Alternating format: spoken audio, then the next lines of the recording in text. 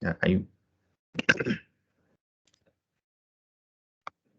Entonces tengo esa función y nosotros podemos, por ejemplo, en un punto en el 0, elijamos aquí el 0.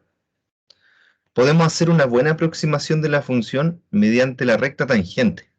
Una recta tangente ahí, que nosotros ya sabemos calcular la recta tangente, ¿cierto? Si ustedes se fijan como localmente, es decir, si hacen una mirada ahí solamente en ese sector, se van a dar cuenta que la recta tangente es muy similar a la gráfica de la función seno. Parecen bastante, ¿cierto? Esa es una aproximación que nosotros llamamos linealización.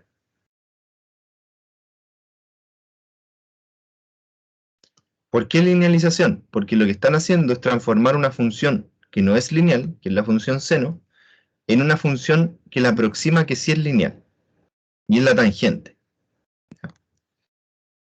Hagamos el cálculo. Aquí no es difícil calcular la tangente, ¿cierto? Necesitamos una ecuación, ya sabemos hacerlo, y menos y sub 0 igual a la pendiente, que vendría siendo la derivada, ¿cierto? Voy a cambiarle aquí el nombre. La derivada por x menos x sub 0. Esa ecuación necesitamos. Esta es la recta tangente, ¿cierto? Bueno, ustedes ya saben calcular rectas tangentes. Entonces, yo puedo expresar la función, que en este caso es la función seno, ¿cierto? La puedo expresar como la derivada en el puntito, que en este caso la derivada de seno es coseno, sería el coseno en 0. Estamos pensando en el punto 0, 0, en el origen, por x menos 0, que sería simplemente x, más y sub 0, que sería seno de 0.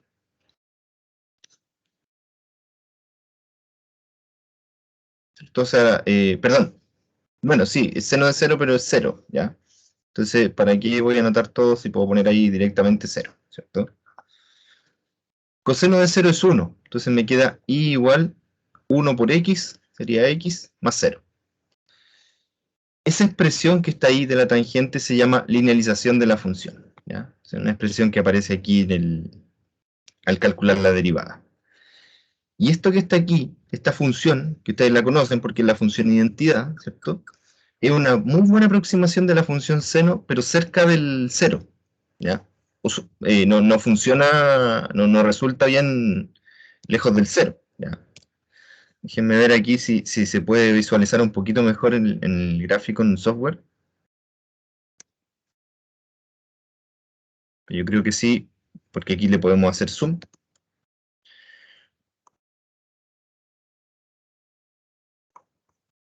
Entonces hacemos y igual a x, ¿cierto? Entonces, si nos ponemos en un plano de mirar el gráfico solo localmente, es decir, muy cerca del origen, nos vamos a dar cuenta que la recta tangente y el gráfico son prácticamente el mismo, prácticamente iguales. Esto lo usan harto los agrónomos cuando estudian el crecimiento del aceite en los olivos, o sea, la cantidad de aceite que sale de un olivo, lo aproximan mediante linealizaciones. Yo no sé si sea el mejor método, yo la otra vez estuve conversando con un agrónomo y creo que se puede mejorar ese modelo, pero tampoco me puse de cabeza a pensarlo. ¿Ya?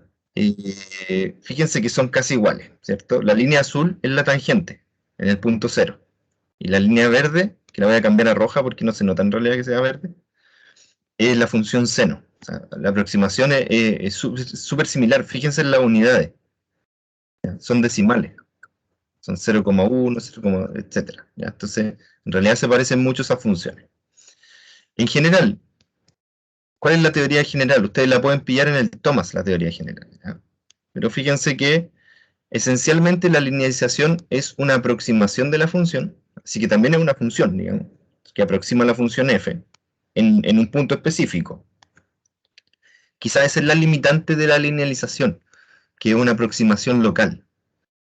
Pero eso es porque la derivada es un fenómeno local, ¿cierto? Ustedes cuando calculan la derivada, siempre están pensando en un punto, ¿ya? Puede que la calculen por reglas de derivación, simbólicamente.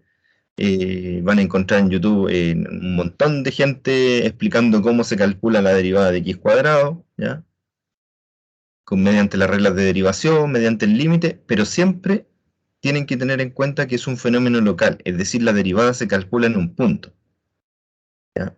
A veces uno hace reglas generales para calcularla, en varios puntos, a la vez, pero siempre pensando que la derivada es un fenómeno que ocurre en un solo punto, a la vez, ¿sí? Eso le llamamos un fenómeno local. Por lo tanto, esta aproximación es local. No se puede aproximar toda la función, solamente se puede aproximar por entorno o por vecindad de un punto, ¿ya? Y fíjense lo que está aquí a la derecha, f' en A es la pendiente de la recta tangente, ¿cierto? X menos A por f' en A sería justamente la parte de la derecha de la ecuación de la recta, ¿ya? O sea, esto que está aquí no es otra cosa que la recta tangente. Eso le llamamos L de X, que es la linealización de la función f. O sea, en el fondo es calcular una función que representa la recta tangente en un punto. Y esas dos funciones son aproximadamente la misma, pero en un entorno del punto A. O sea, en una pequeña vecindad, un pequeño intervalo alrededor del punto A. Eso es lo que, eso es lo que me había faltado, digamos, analizar con ustedes. Una aplicación súper sencilla, ¿cierto? Por ejemplo, aquí tengo f de x igual raíz de 1 más x, una función complicada, ¿ya? En x igual 0, por ejemplo. Aquí tenemos una curva que es raíz de 1 más x, y nosotros calculamos la recta tangente en el 0, y vamos a obtener una muy buena aproximación de esa función cerca del 0. Entonces, para calcular la recta tangente, ustedes saben que tenemos que derivar primero. Hay que calcular la derivada. Entonces, aquí calculamos la derivada. Fíjense, f' en x va a ser un medio por 1 más x elevado a menos un medio. No sé si alguien nota ahí cuál es la regla que se utilizó para derivar.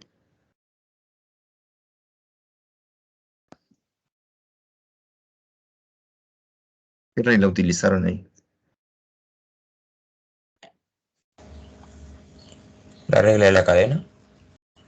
Mm, sí, pero antes de... O sea, en general la regla de la cadena, sí. Pero además se utilizó otra regla para derivar, dentro de la regla de la cadena.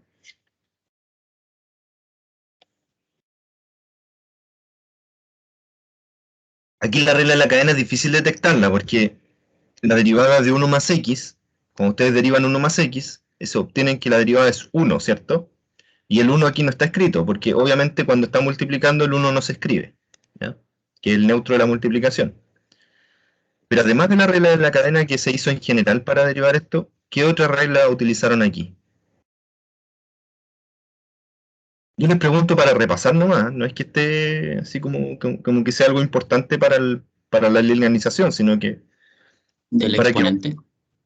Esa exactamente. La regla de la potencia, ¿cierto? Que estamos viendo esta raíz como 1 más x elevado a un medio, ¿ya? Y lo calculamos con la regla de las potencias. Entonces, para ir repasando nomás, es para ir recordando cosas. Fíjense que esta función que queremos aproximarla en el 0 vale 1, ¿cierto? Porque si ustedes evalúan ahí x igual 0, me da la función que vale 1, raíz de 1 que es 1.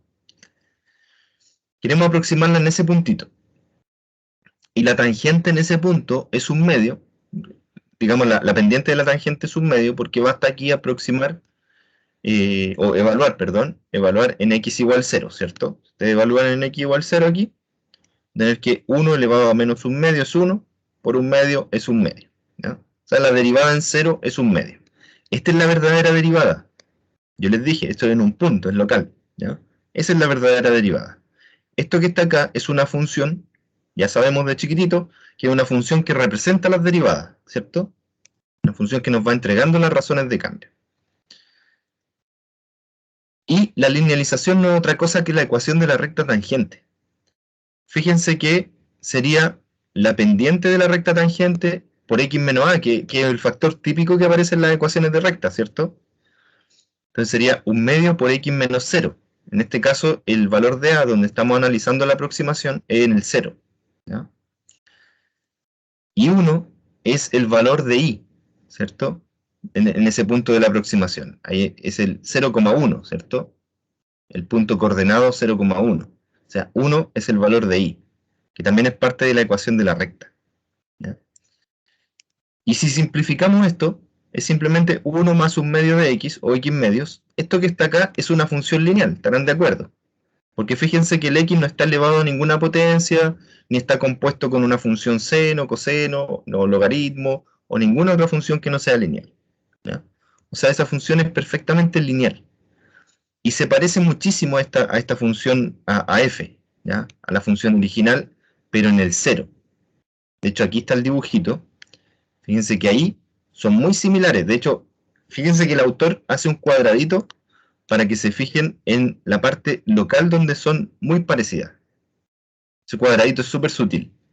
¿Ya? Dentro de ese cuadrado, esas dos funciones son casi, digamos, casi no son diferentes. O sea, es muy poco lo que se puede notar que no son la misma. Después, claro, se separan mucho y ya la aproximación no sirve. Pero, digamos, localmente la aproximación es muy buena. ¿Ya? Y es una gran ayuda porque trabajar con una función no lineal en general es complicado. ¿Ya? Es difícil.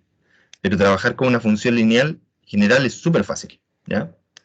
Entonces, esto de aplicar las derivadas y la recta tangente en particular para aproximar funciones mediante una linealización es un trabajo bastante útil. ¿Ya? Es súper bueno. Eh, bueno, aquí se hizo una tablita para comparar qué tan buena era la aproximación. ¿Ya? Por ejemplo, aquí está, fíjense que aquí está la linealización. ¿Ya? Por ejemplo, para x igual 0,2. ¿Ya? Entonces aquí tenemos el valor de la función lineal, que era 1,10, y el valor real de la raíz, 1,0954, o sea, casi 1,10, ¿cierto? O sea que me indican que aquí el error que se cometió, o sea, la diferencia entre esos dos valores, es un número muy pequeño, 10 elevado a menos 2. En 0,05, fíjense que el x se va aproximando a 0. Ahí se están tomando valores cada vez más cerca de 0. Se supone que mientras más cerca de 0, esta aproximación es mucho mejor, porque la recta se parece más a la curva. ¿Ya? Y claro, mientras más cerca de 0, el error cometido es mucho más pequeño. Si ustedes hacen la diferencia entre esos dos números, se van a dar cuenta que el error es mucho más pequeño que 0,000001, ¿ya? O sea, un número casi cero. Eh, Obviamente se puede linealizar en cualquier punto, donde haya derivada. Ese es como el único pero, que la función tiene que ser diferenciable para poder linealizarla en un punto. ¿Ya? Obviamente si no es diferenciable en un punto no se pueden hacer este tipo de aproximaciones. Hay que recurrir a otro tipo de aproximaciones, ¿ya? Pero esencialmente esa es la hipótesis de la linealización. Aquí está el coseno, que yo le había conversado más o menos de la función seno, pero aquí lo que hacen es aproximar el coseno. La técnica es la misma, ¿ya? Simplemente se calcula, por ejemplo, en pi medios. Se calcula la derivada del coseno, que es menos seno de x, se evalúa en pi medios, ¿ya? Un numerito ahí que es menos 1, ¿cierto? Menos seno de pi medios. Y esa es la pendiente de la recta tangente, ¿cierto? En ese puntito, en el punto 0, perdón, pi medios, 0. Esa sería la pendiente de la recta tangente, ¿cierto? Entonces, esa pendiente va aquí, en la ecuación de la recta. Y este x menos a corresponde a x menos el punto donde estamos calculando la recta tangente, que en este caso es pi medios. Se me quedaría pendiente de la recta tangente por x menos pi medios más la coordenada en y, que sería 0, ¿cierto? Porque el puntito está ahí justo en el eje x. Así que sería 0. O sea que la linealización de esta función es menos x más pi medios. Esa recta tiene pendiente negativa, claro, porque va bajando ahí. Si miran el gráfico a la izquierda, la recta iba descendiendo, por lo tanto tiene pendiente negativa. Y cruza ahí el eje X en el 0 y cruza el eje Y en pi medios. O sea, este valor que está allá arriba, que no lo anotan, es pi medios. ¿Ya? Esa es una buena aproximación de la función coseno, pero cerca del valor pi medio. ¿Ya? Por ejemplo, hagamos unos experimentos. Creo que no sé si este tiene...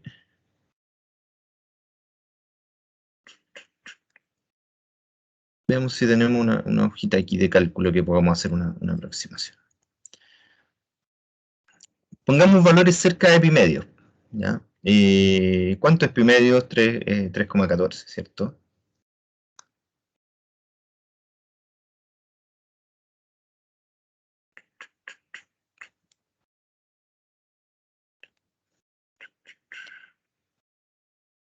Este...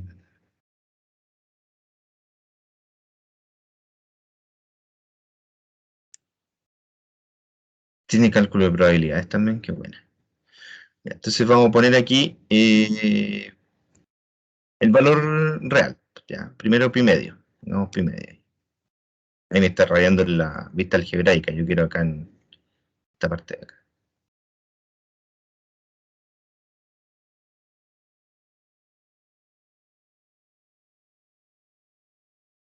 Pi dividido en 2. Ya. Ahí hace un cálculo así como aproximado, ¿cierto? 1,57, pero bueno. Más o menos. Es más o menos el cálculo, ¿cierto? Coseno de pi medio vamos a poner aquí. Coseno de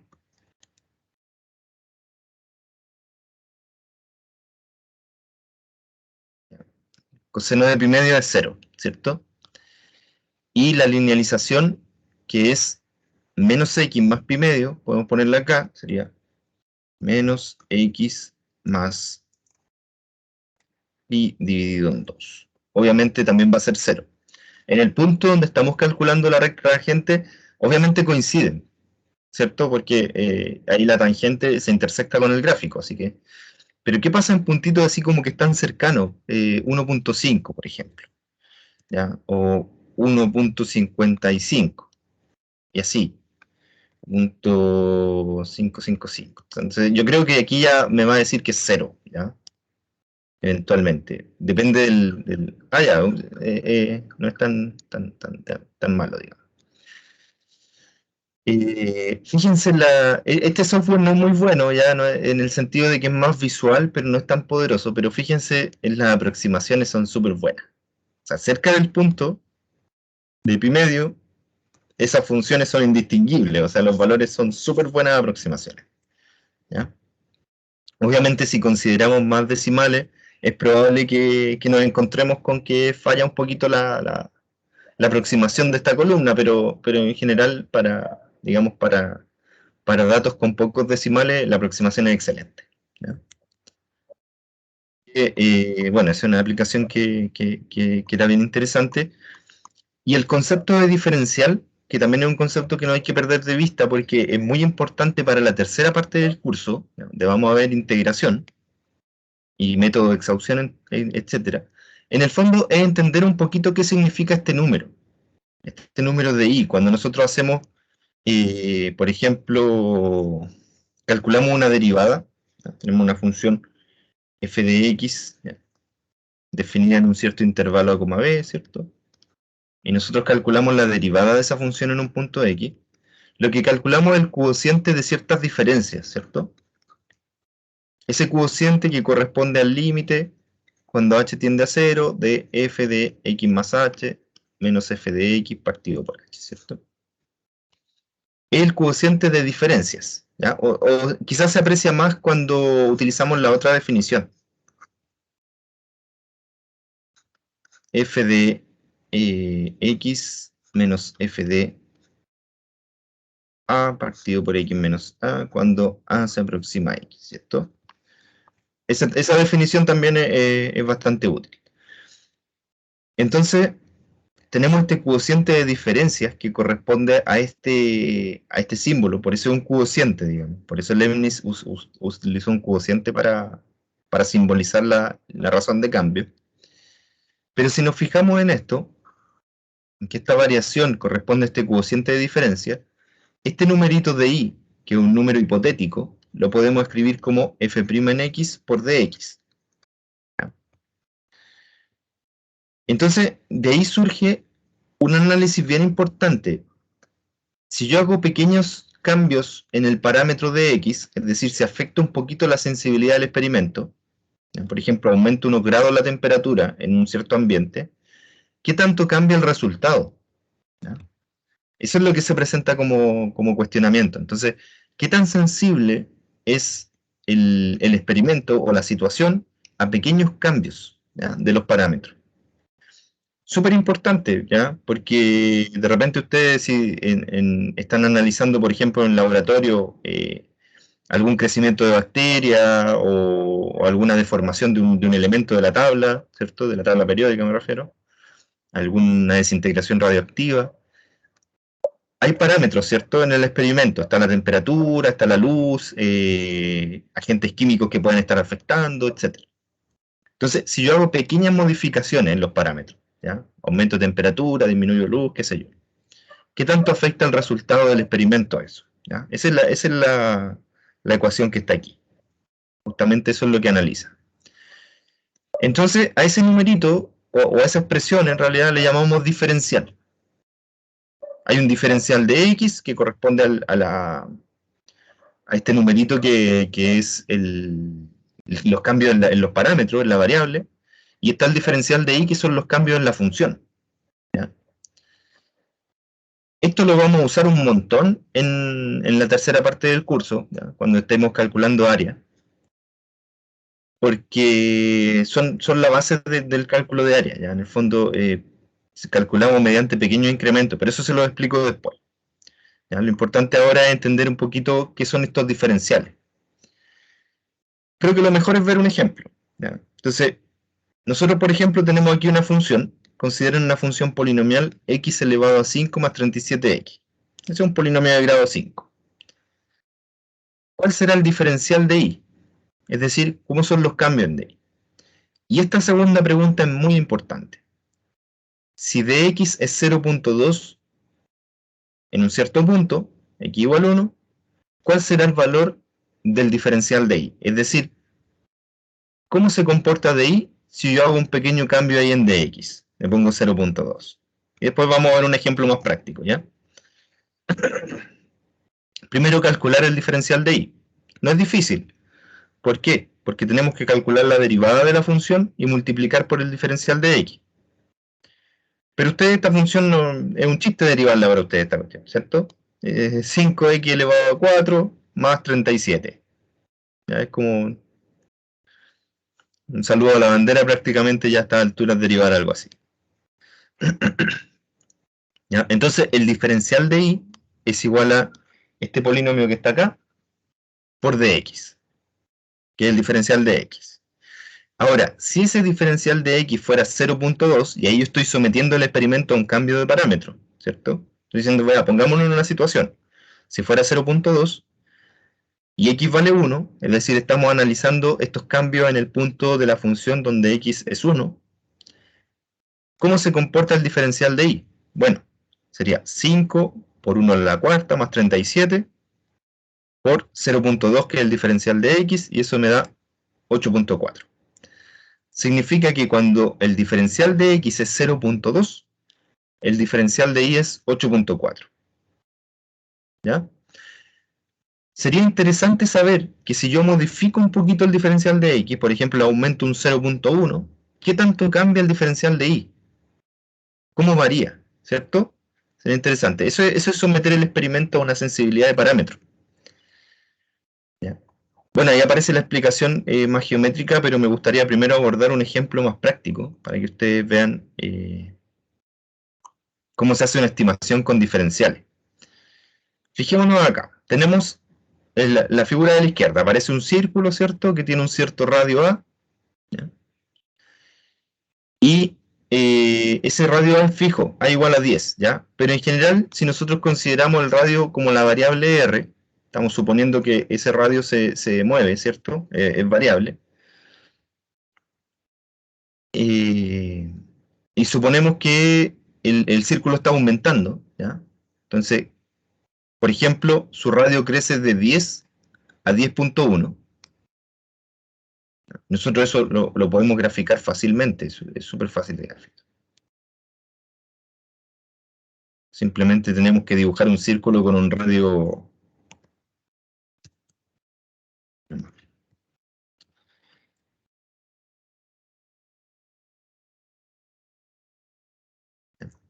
Entonces tenemos aquí un radio, ¿cierto? La idea es que el círculo se supone que va aumentando el radio, ¿cierto? Va aumentando, ¿ya? Entonces, obviamente, el área también va cambiando. Si yo aumento el radio, cambia el área. Es más o menos evidente, ¿cierto? Pero la pregunta es, si yo modifico muy poquito el radio, si haga una sensibilidad de los parámetros y cambio, por ejemplo, en una décima el radio, ¿qué tanto cambia el área? ¿Ya? Hay experimentos donde eso es caótico, o sea, hay experimentos donde uno modifica un poquito un parámetro y el resultado se dispara, ¿ya? Yo hace no mucho tiempo, un año, me acuerdo, estaba haciendo unos experimentos en MATLAB con unas funciones, estaba obteniendo unas soluciones de unas ecuaciones y estaba modificando unos parámetros dentro de la ecuación y realmente era impresionante cómo cambiaban, o sea, cambiaba de parecer una función casi constante a una función que era exponencial, con un cambio mínimo en los parámetros, o sea, muchos decimales. Entonces, esa sensibilidad es interesante de analizar. Ahora, por ejemplo, aquí, si el radio cambia de 10 a 10.1, ¿cómo cambiará el área? ¿Ya? Es decir, ¿cómo se ve afectado el diferencial del área? Supongamos que A mayúscula es el área del círculo. Entonces, A mayúscula ustedes saben que es pi por r cuadrado, que es el área de este círculo, ¿cierto?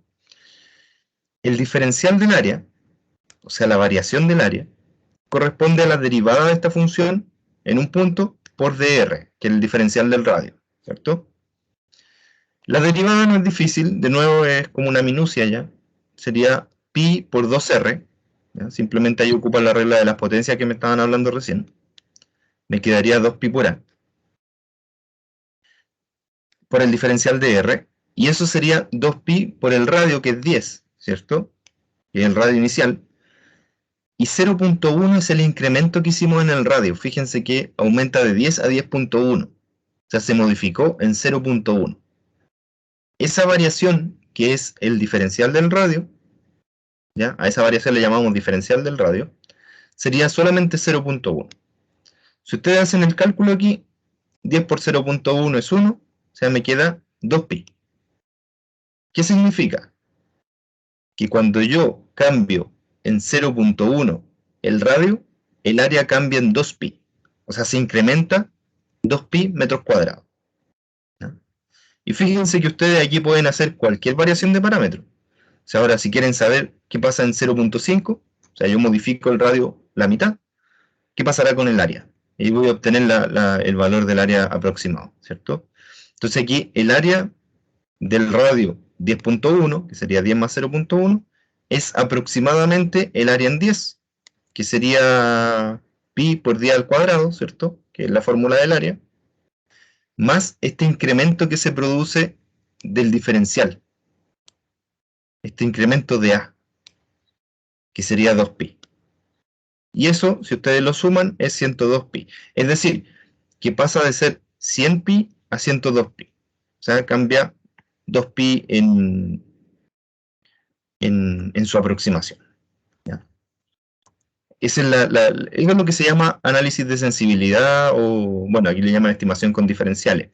Pero nosotros en general le llamamos análisis de sensibilidad a parámetros. ¿Ya? ¿Qué tan sensible es el experimento al cambio de parámetro? Eso es. Fíjense que aquí pone una palabrita que se llama error de estimación. ¿De dónde sale ese error de estimación? ¿Por qué hay un error de estimación? Porque lo que hacen al Porque final... se mueve. Sí, perdón. No, decía que el error de estimación puede ser lo que se mueve el experimento.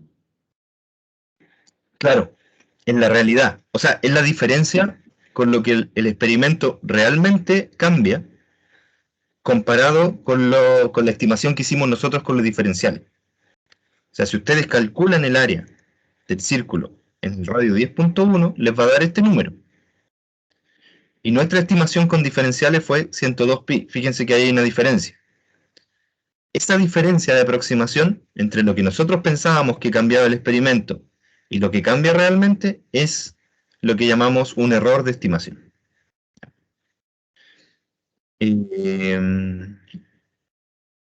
La idea es acotar ese error lo más posible, porque la idea es cuando uno crea un modelo, lo que espera del modelo es que sea lo más aproximado posible a la realidad y que cuando implementemos este modelo, ¿ya?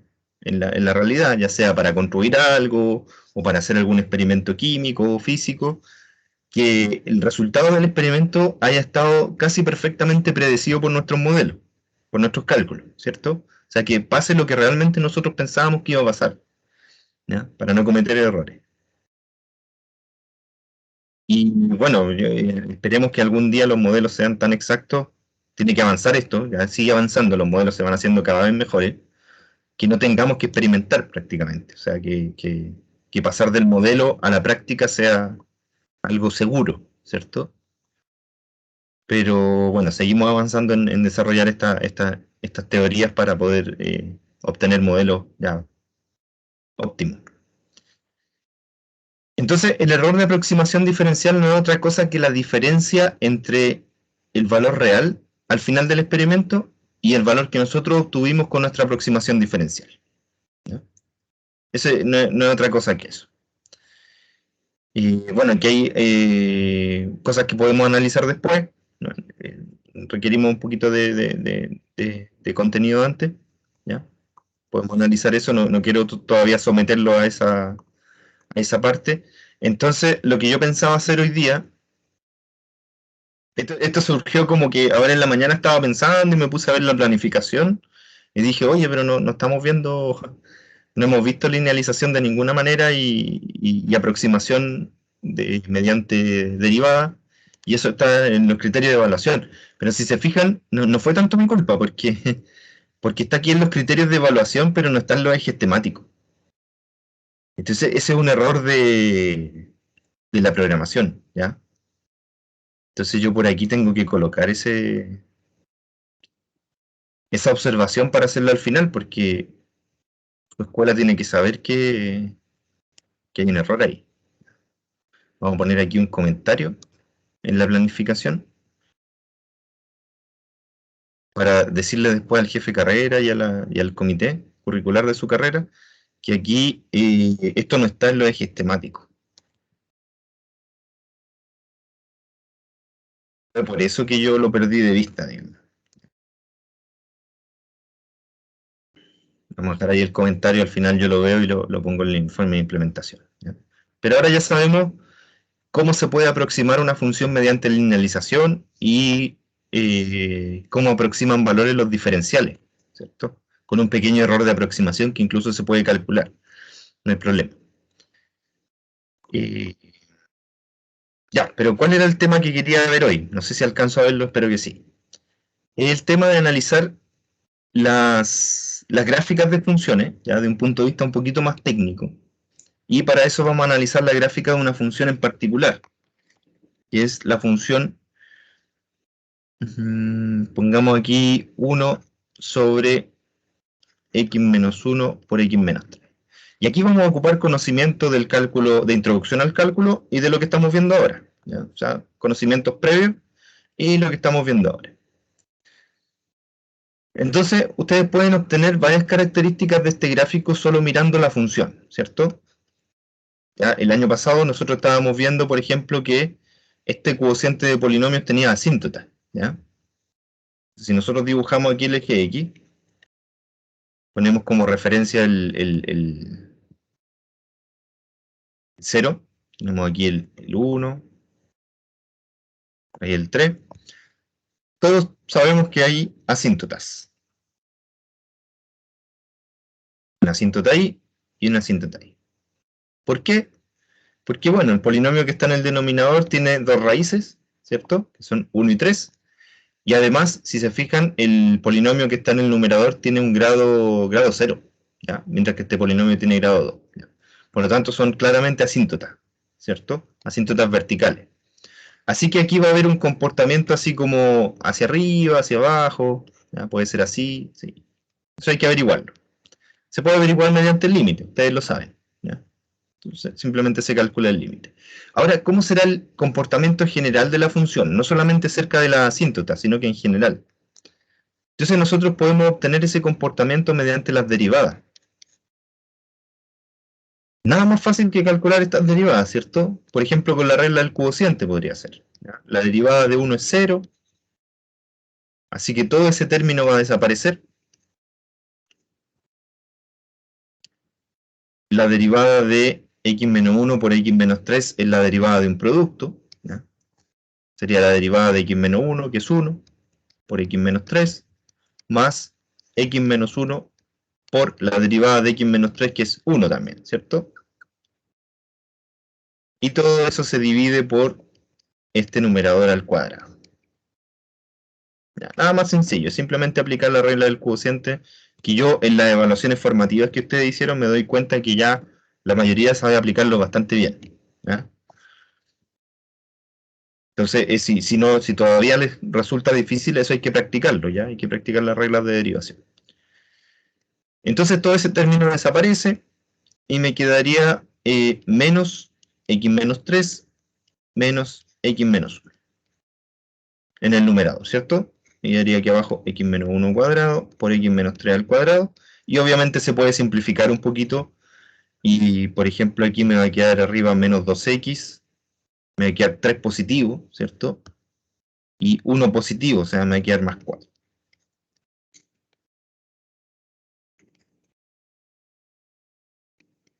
Me quedaría algo así. ¿ya? Esa sería la derivada de la función f.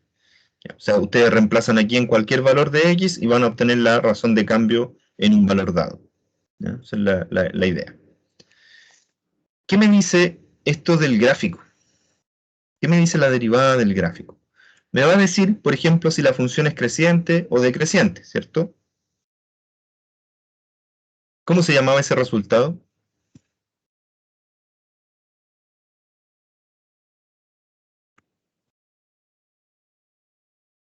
¿Cómo se llama este resultadito que me dice cuando una función es creciente o decreciente dependiendo de la derivada?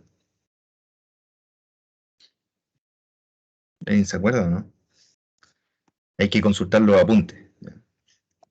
Cuando la derivada es positiva, la función es creciente, ¿cierto? Se llama lema de Fermat.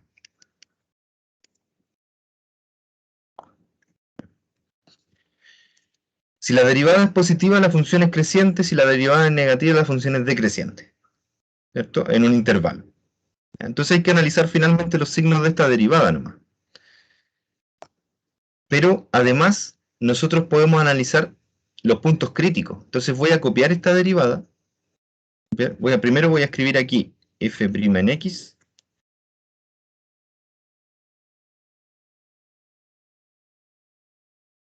Voy a copiar toda esta derivada que está aquí.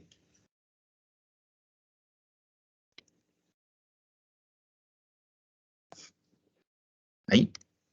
Y la voy a arreglar un poquito. Voy a hacer una factorización nomás. ¿ya? Ahí, por ejemplo, podemos factorizar por menos 2, ¿cierto? Menos 2. Factor de x menos 2, ¿cierto? Quedaría así. Un pequeño arreglo para analizar el signo con más simpleza. Entonces, hay varias cosas interesantes. Primero, cuando esto es positivo, cuando la derivada es negativa, ahí me va indicando el comportamiento del gráfico, y cuando es cero, que me indica los puntos críticos, ¿cierto?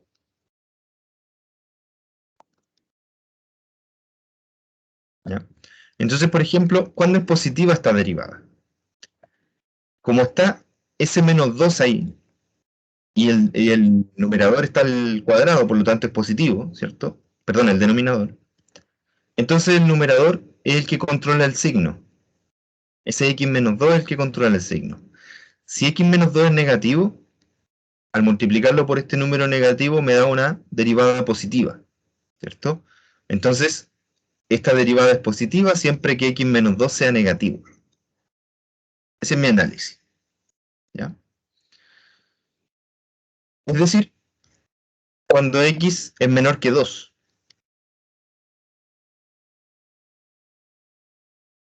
Ahí la derivada es siempre positiva. ¿Cuándo será negativa? Al contrario, cuando x menos 2 es positivo, porque ahí me queda un signo negativo, ¿cierto? Es decir, cuando x es mayor que 2.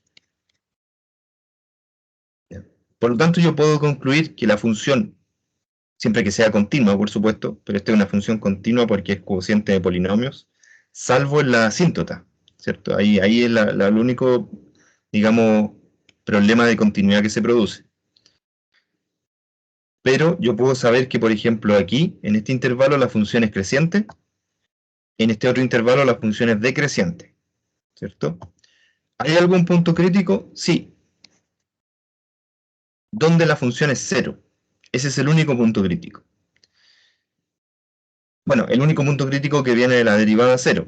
Hay dos puntos críticos más, que son x igual 1 y x igual 3 por razones obvias, ¿cierto? Porque fíjense que ahí la derivada no existe, no está definida. Por lo tanto, también son puntos de interés, ya son puntos críticos. Pero nosotros de nuestro curso anterior ya sabemos que en esos puntos críticos se producen asíntotas.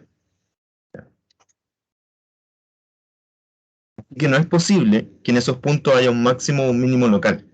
No pueden haber extremos locales en esos puntos. No puede haber un mayor valor de la función. Entonces, este es como el punto más interesante. X igual 2.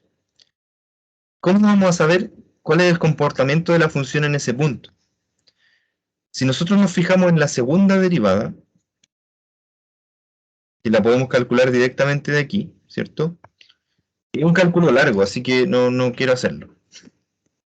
Ya, simplemente lo voy a hacer en software. Bueno, ustedes saben que es un cálculo sencillo, porque es un cociente, ¿cierto? Y simplemente hay que aplicar la regla del cociente, pero como es un cálculo largo y medio flojera, lo voy a hacer acá.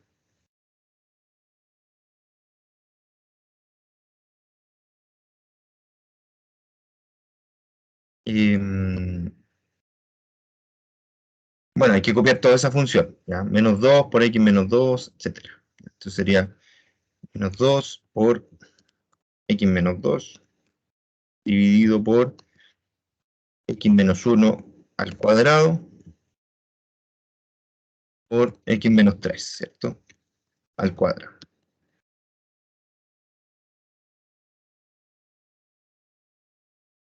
Va a depender del software, cómo ingresen ustedes el código. Y nosotros queremos saber la derivada.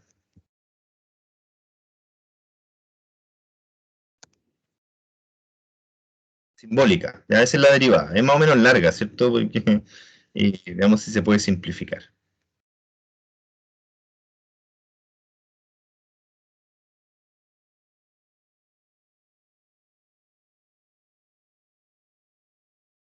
Ahí queda un poquito más sencilla. Un poquito más sencilla, ¿cierto? Ya, entonces esa va a ser nuestra derivada. Fíjense que el denominador cambió solamente en que elevamos el cubo. Eso pasa porque seguramente en el numerador apareció un factor que es como este. Entonces es simplificar, ¿ya? Pero hay que hacer el cálculo para ver esos detallitos. Pero nos quedó prácticamente el mismo denominador y nos quedó un numerador que es 3x cuadrado menos 2x más 13.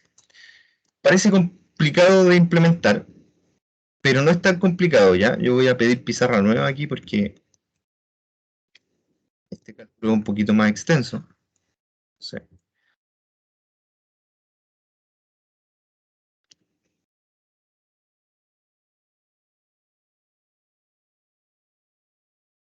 13.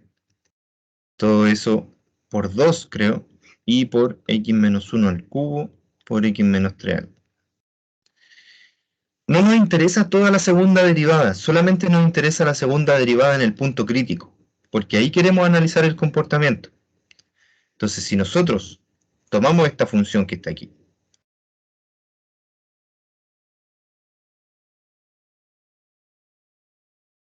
y la evaluamos en el 2, bueno, ahí hay un error probablemente porque yo puse un error de código del programa, ¿ya? O sea, no es una cosa que es malo el cálculo ni nada, sino que simplemente que yo combino unos códigos que no debería haber combinado.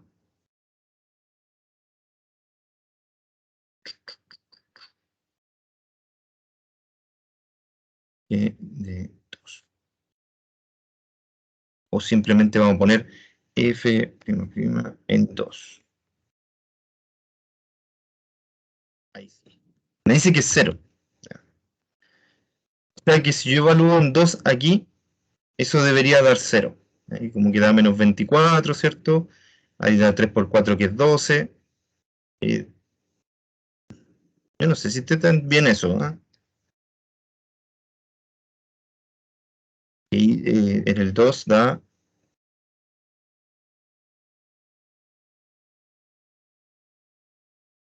Eso no es 0. ¿Ya? No sé por qué me arroja un 0 ahí. Ah, porque claro, yo estoy calculando la segunda, perdón. Ahí sí, menos 2. ¿Ya? Sí, ahí sí. Claro, porque si x vale 2, claro, ahí nos queda menos 2. Entonces, ¿por qué es importante esto? Porque el comportamiento del signo de la segunda derivada nos indica la forma que tiene la función original. Yo le había conversado de que si es negativa, entonces tiene una forma cóncava, ¿cierto? Es la función original. Cuando la segunda derivada en un punto crítico, aquí el 2, es negativa, entonces la función original f tiene una forma cóncava localmente, es decir, cerca del punto 2. Pero eso significa que ahí hay un máximo local. Significa que en ese puntito la función crece un poco. Entonces, si nosotros volvemos a nuestro dibujo, que no sé dónde lo habíamos dejado. Este dibujo que me voy a llevar de aquí.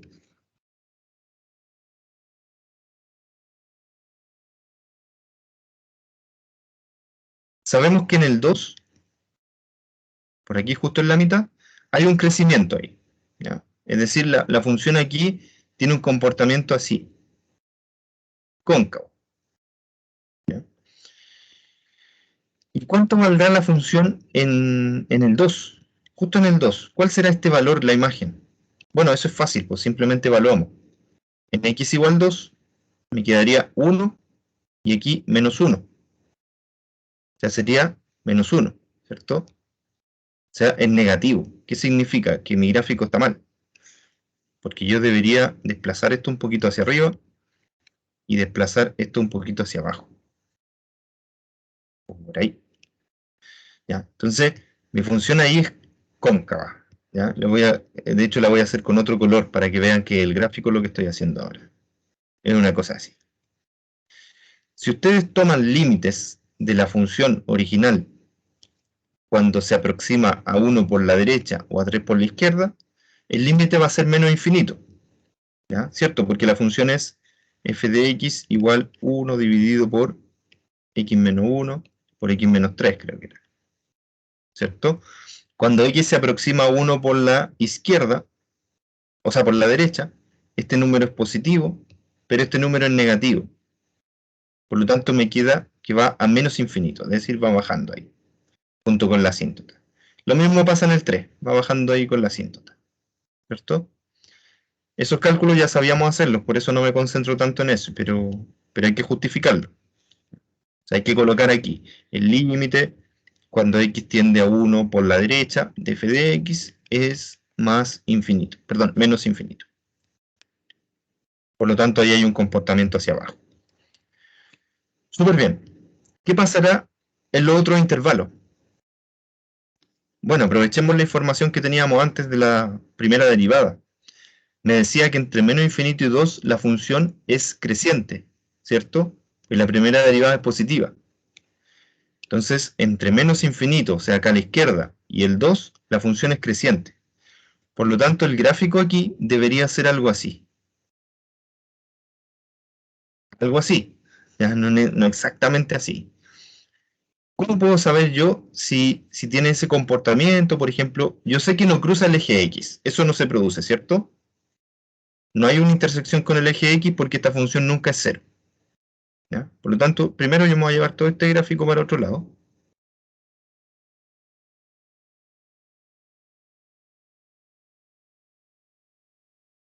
Estaba ahí como muy apretadito en ese lugar. Yo sé que esto no ocurre. ¿Por qué no ocurre? Porque esa función nunca es cero, ¿ya? Por lo tanto, voy a tomar esta alita que está aquí, este gráfico, si me lo permite, ahí, y lo voy a dejar por acá arriba. Hay que ver si es positivo o negativo, pero no puede cruzar el eje, por lo tanto, tomamos cualquier valor, por ejemplo el 0. ¿Cómo será la imagen del 0? En 0, aquí me da -1 y -3. Si yo lo multiplico, eso da positivo, ¿cierto?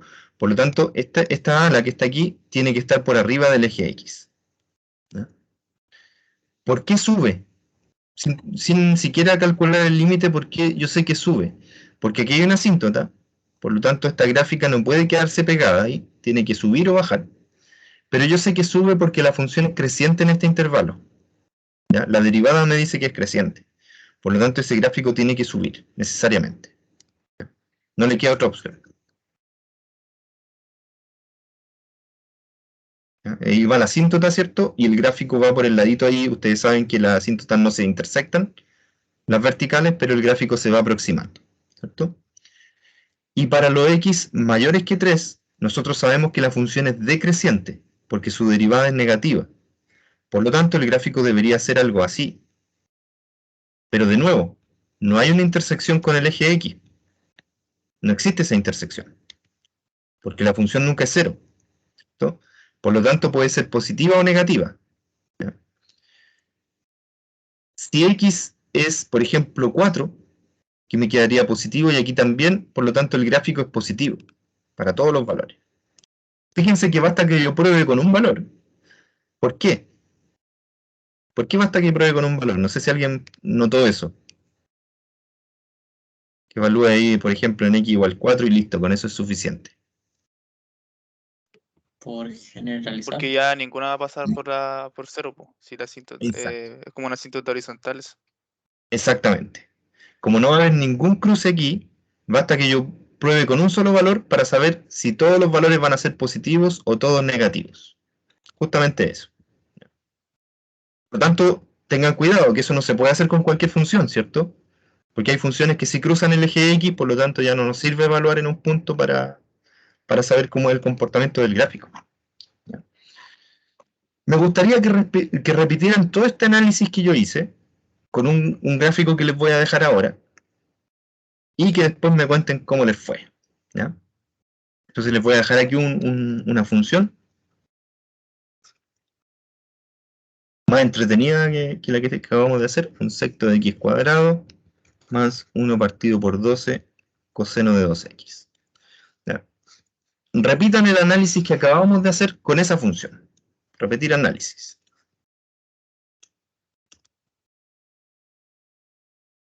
Es decir, hacer el esbozo del gráfico mediante las características que nos dan las derivadas. Si es necesario ocupar límite, ocupa el límite, ¿ya? Eso es todo conocimiento previo que podemos utilizar, ¿ya? De hecho, pueden utilizar todo lo que aprendieron en Introducción al Cálculo. Y además lo que estamos viendo ahora, ¿ya? Primera y segunda derivada. ¿Por qué? Porque nosotros queremos analizar justamente dónde tienen extremos este tipo de funciones, por eso les pido la práctica, porque nos vamos a enfrentar a problemas como los que les mencioné el otro día. Por ejemplo, si yo tengo un número positivo m, que es la suma de dos numeritos, positivo. Todos son positivos. Hay infinitas combinaciones, ¿cierto? Pero yo quiero que el producto de esos dos números sea lo más grande posible. Entonces, cuando digo lo más grande posible, me refiero a un extremo local, ¿ya? A un máximo local de una cierta función que hay que extraer. Entonces, la idea es llegar a eso, llegar a poder resolver ese tipo de problemas mediante nuestro análisis gráfico, ¿ya? Así que eso, les pido que ahora practiquen eso, hagan todo el análisis completito, vayan justificando con palabras y si alguien tiene alguna consulta me pregunta nomás. Y después vamos a ver problemas así como este, por ejemplo. Dice, encuentre las dimensiones del cilindro circular recto de volumen máximo que puede inscribirse en un cono circular recto dado. O sea, ustedes tienen un conito y dentro de ese cono incluyen un tubo, que es un cilindro, ¿no? ¿Y qué tan grande puede ser el volumen de ese cilindro que está dentro del cono? Ahora, si se fijan, si lo dibujan, tienen un cono, ¿cierto? Un circular aquí, un cono lo voy a hacer lo más clarito posible, y adentro pueden poner un cilindro, ¿cierto? Pueden poner un tubo. Obviamente ahí hasta que tope la orilla. Ahora, uno puede pensar, ya, pero si yo agrando este cilindro, este tubito aquí, ya, lo considero así, va a tener un volumen mayor, pero no es así, porque disminuye la altura, ¿cierto? Disminuye la altura del cilindro, por lo tanto su volumen disminuye. Lo mismo si ustedes consideran un cilindro muy alto.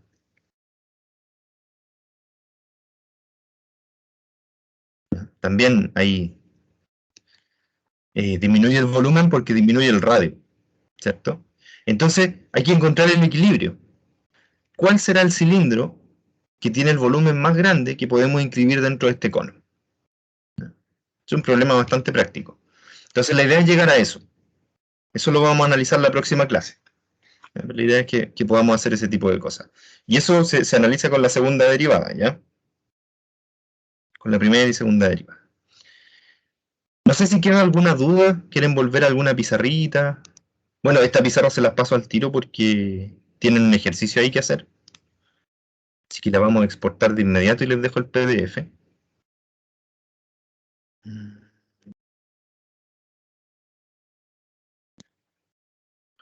¿Está con la fecha de hoy? No, hoy día estamos a 2, ¿no?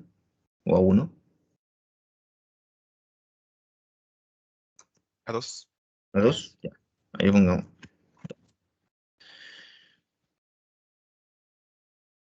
Y yo se las dejo aquí en el chat. ¿Sí? No sé si todos tienen acceso al chat. Si alguien no tiene acceso, se la envío al UCM virtual, ¿no?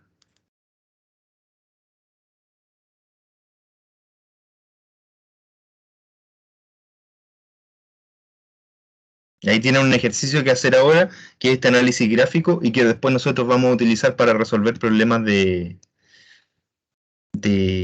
optimización, ¿ya?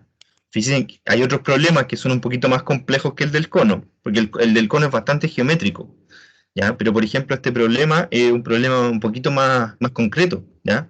Es un problema físico, donde hay un pescadito que está nadando contra la corriente y hay que ver cómo minimizar la energía empleada para nadar contra la corriente, ¿ya? O sea, un problema bastante físico, ¿cierto?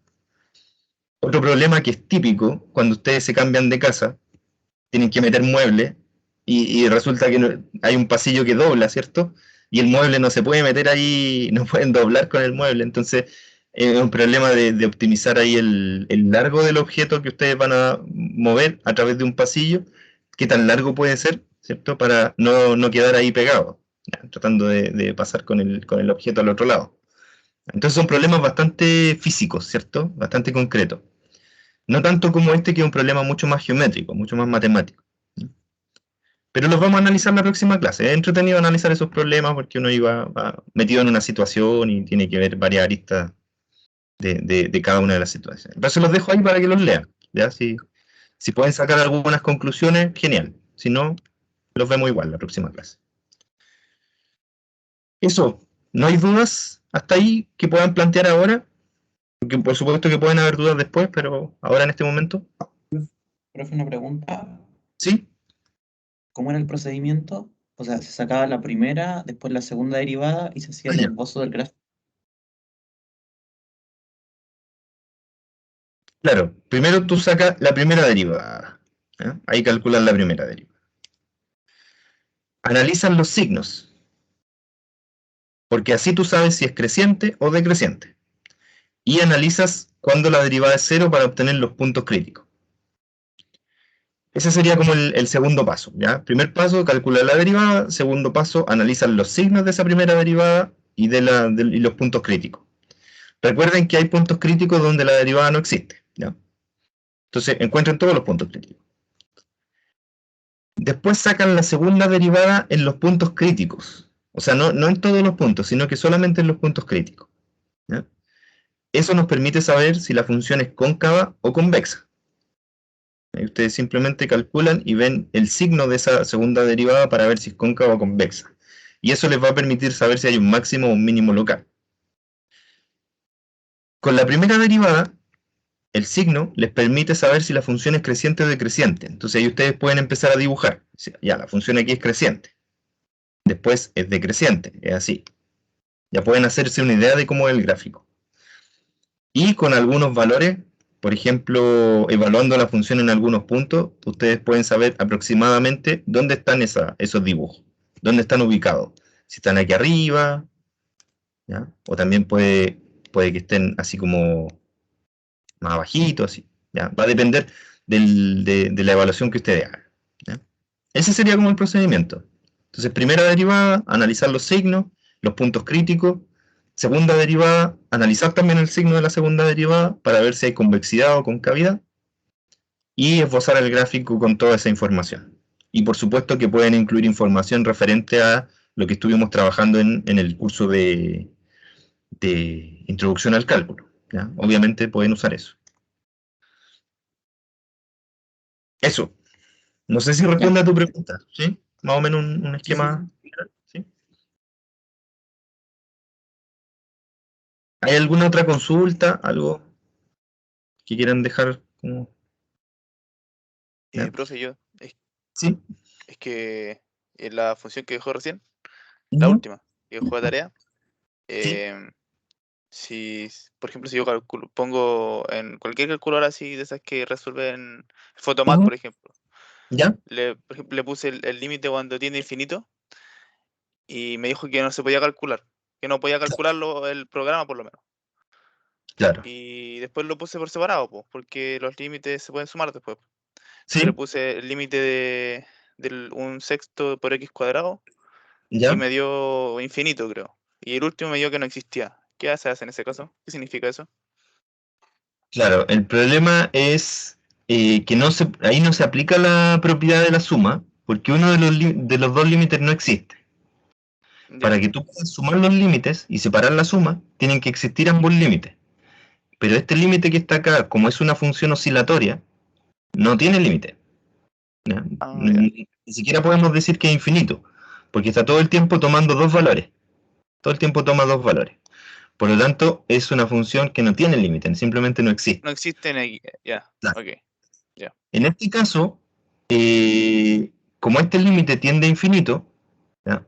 Y este límite está acotado, hay que hacer un análisis aparte. ¿Ya? Digamos lo siguiente. Ese límite es siempre menor que 1 partido por 12, ¿cierto? Porque el coseno es menor que 1, menor o igual que 1. ¿Ya? Esa función que está ahí es menor o igual que 1, por lo tanto todo eso es menor o igual que 1 partido por 12.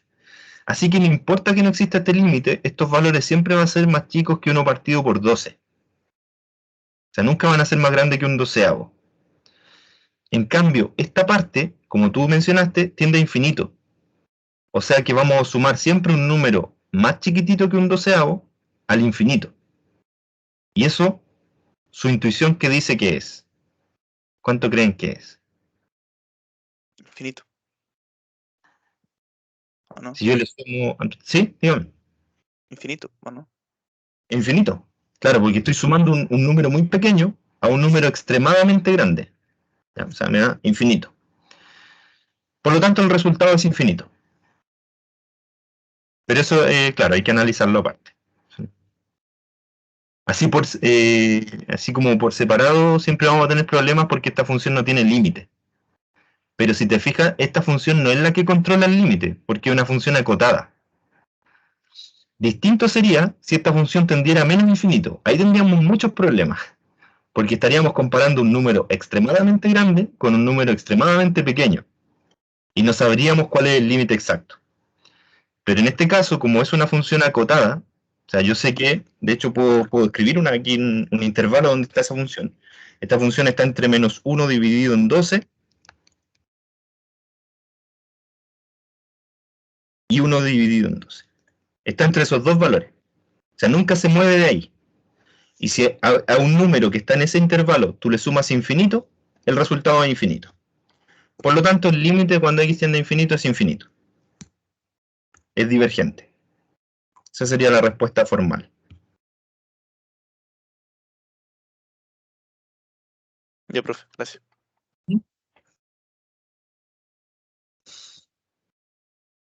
No sé si hay otra consulta.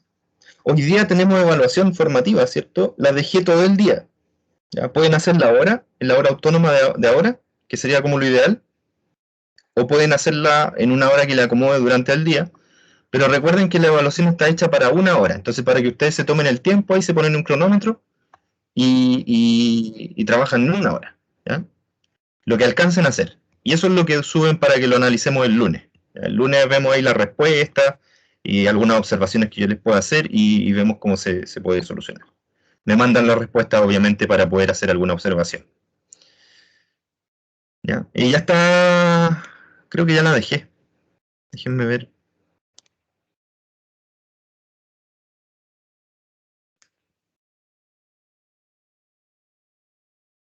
Ah, mira, hay una encuesta de retorno. No sé si la contestaron. ¿Le contestaron esa encuesta o no? Sí. Sí, ya sabían, ya, bueno. Yo ayer me enteré, pero no había visto eso. Es de la unidad 1, porque es nuestra última evaluación formativa de la unidad 1. ¿Ya? ¿Se meten ahí? Y no está. ¿Ya? Entonces la vamos a incluir de inmediato. No apareció, no sé qué pasó ahí. Quizás no la dejé. Tengo que dejar el PDF. Si no, no funciona el asunto.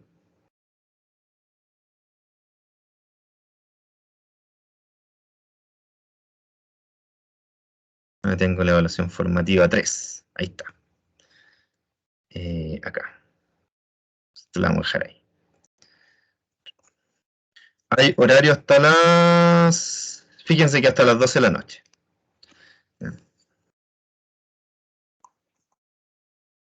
Entonces ustedes se meten ahí. Típicamente van a encontrar su PDF. Después tienen que subirlo allá abajito donde dice entrega o algo así. Y aquí está la evaluación formativa. Bueno, ahí ya está, ese está hecho. Ahí les resolví el ejercicio. Pero bueno, intenten hacerlo ustedes ahí sin mirar lo que hicimos nosotros.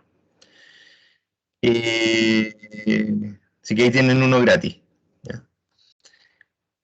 Dice, encuentre los puntos donde esta curva, esta es una curva, ¿cierto? Que está definida por dos variables, cruza el eje X. ¿Dónde cruza el eje X? Y muestra que las tangentes a la curva en esos puntos son paralelas. ¿Ya? Entonces ustedes tienen que hacer todo un trabajo con la derivada ahí, ¿ya? Porque tienen que calcular tangentes en unos puntos dados, que son las intersecciones con el eje X, ¿cierto? Que son las famosas raíces de las funciones. ¿Ya? Y